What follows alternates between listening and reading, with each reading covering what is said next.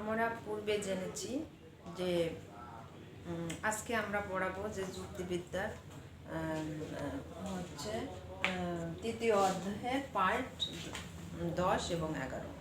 আমরা পূর্বে জেনেছি বাক্য এবং যুক্তিবাক্য কাকে বলে। এখন বাক্যকে আজকে পড়াবো হচ্ছে বাক্যকে যুক্তিবাক্যে রূপান্তর করার নিয়ম, মানে কিভাবে আমরা বাক্যকে বাক্যে রূপান্তর করব। তাহলে বাক্যকে যুক্তিবাক্যে রূপান্তর করতে হলে একটা বাক্য, যেমন সকল মানুষ হয় মরণশীল, এটা একটি বাক্য, এটা বাক্য। আর যুক্তিবাক্যে রূপান্তর করতে হলে তাকে কি করতে হবে, যে 3টা নিয়ম পালন করতে হবে। এই 3টা নিয়ম পালন করলে বাক্যকে যুক্তিবাক্যে রূপান্তর করা যাবে। 1 নম্বর নিয়ম হলো কি, যে বাক্যর মধ্যে এবং বাক্যকে যুক্তিবাক্যে রূপান্তর করতে হলে প্রথমে আমাদের খেয়াল রাখতে হবে যে তার দুটা বাক্য এবং যুক্তিবাক্যর মধ্যে অর্থের দিক দিয়ে মিল থাকবে, মানে অর্থকে পরিবর্তন করা যাবে না। বাক্যকে আমরা যখনই যুক্তিবাক্যে রূপান্তর করব তখন অর্থটা ঠিক থাকতে হবে, পরিবর্তন করা যাবে না। আর দ্বিতীয় হলো যে উদ্দেশ্য এবং বিধেয়টা বাক্য এবং যুক্তিবাক্যর উদ্দেশ্য এবং বিধেয়টা ঠিক থাকা লাগবে।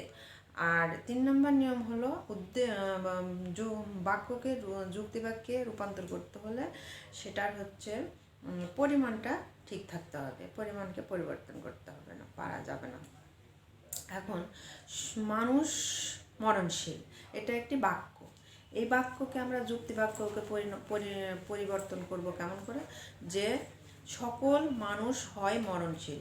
মানুষ মরণশীল এটা হচ্ছে বাক্য, আর সকল মানুষ হয় মরণশীল এটা যুক্তিবাক্য। কেন, যে এটার বাক্যর মধ্যে দেখো উদ্দেশ্য এবং বিধেয়টা আছে, কিন্তু এটার মধ্যে সংযোজক নাই। যুক্তিবাক্য হতে হলে উদ্দেশ্য, বিধেয় এবং সংযোজক থাকতে হবে। তাহলে এই বাক্যর মধ্যে বাক্যটা যে মানুষ মরণশীল, এই বাক্যটাকে আমরা যুক্তিবাক্যে রূপান্তরিত করলাম কিভাবে, যে সকল মানুষ হয় মরণশীল। এই হয় একটা সংযোজক লাগিয়ে আমরা সেটাকে যুক্তিবাক্য পরিণত করলাম। কিন্তু এটার দেখো যে উদ্দেশ্য বিধেয় ঠিক আছে, তারপরে পরিমাণটা ঠিক আছে, অর্থের কোনো পরিবর্তন হয়নি, এর জন্য এটা একটি যুক্তিবাক্য। এখন আমরা আসি যে যুক্তিবাক্যে পদের বাক্যতা কাকে বলে। তাহলে আমরা জানি যে প্রতিটা যুক্তিবাক্যে উদ্দেশ্য এবং বিধেয় থাকে, দুটি পদ থাকে। এই পদের মধ্যে পদের ব্যর্থতা এবং যথার্থতাকে প্রকাশ করা হয়। অধিকাংশ ক্ষেত্রে পদের ব্যর্থতা এবং যথার্থকে প্রকাশ করে। তাহলে পদের ব্যর্থত্ব হলো সংখ্যার দিক, আর যথার্থ হলো গুণের দিক। তাহলে যে পদ, কোনো যুক্তিবাক্যে কোনো পদ ওই পদের কতটুকু মানে ব্যর্থত্বকে প্রকাশ করলো, সেটা হলো পদের ব্যাপ্যতা। তাহলে আমরা ব্যাপ্যতা সম্পর্কে জানলাম যে কোনো যুক্তিবাক্যে যে পদ ওই পদের কতটুকু ব্যর্থত্বকে প্রকাশ করলো, সেটা হলো পদের ব্যর্থত্ব। আর ব্যাপ্যতা তাহলে ব্যাপ্যতাকে আমরা 2 ভাগে ভাগ করি।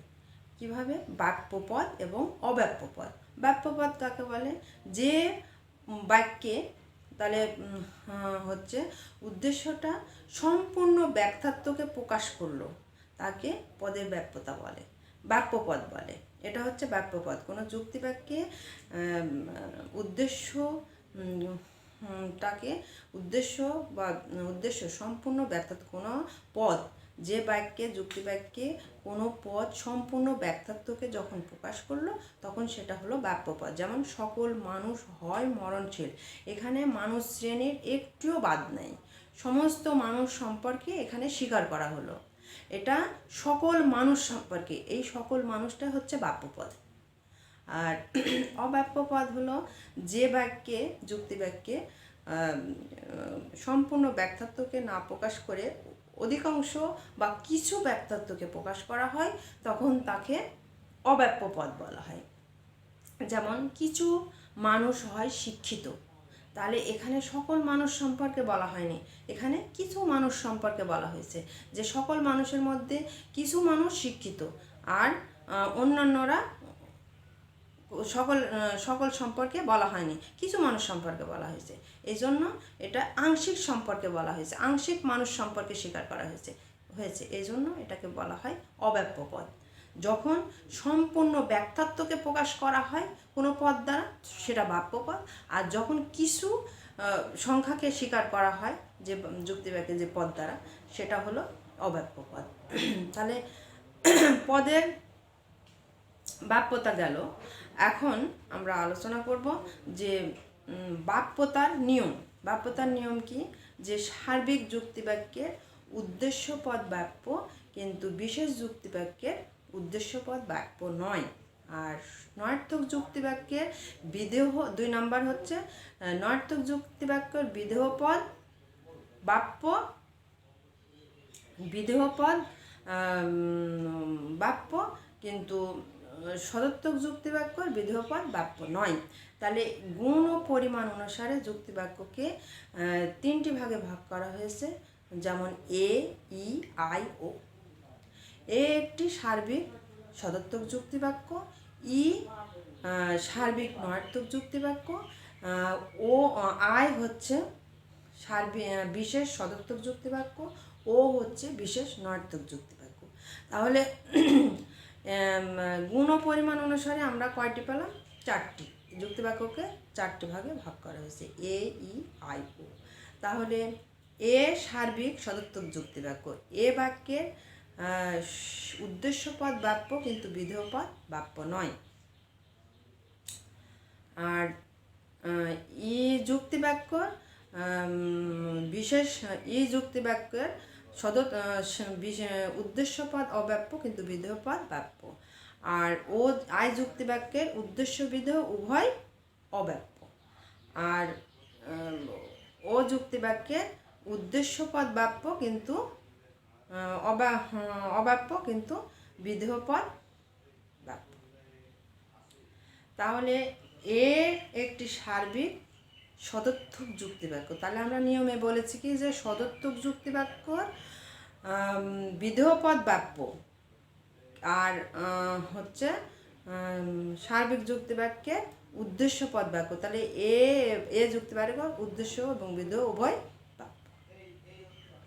তাহলে আমরা আজকে বাপ্যতার নিয়ম, বাপ্যতা কাকে বলে এবং বাপ্যতার নিয়ম সম্পর্কে জানলাম। আগামী দিনে আমরা বিস্তারিত আলোচনা করব। এ বলে আমার ক্লাস শেষ করলাম আজকে। খোদা হাফেজ। আল্লাহ।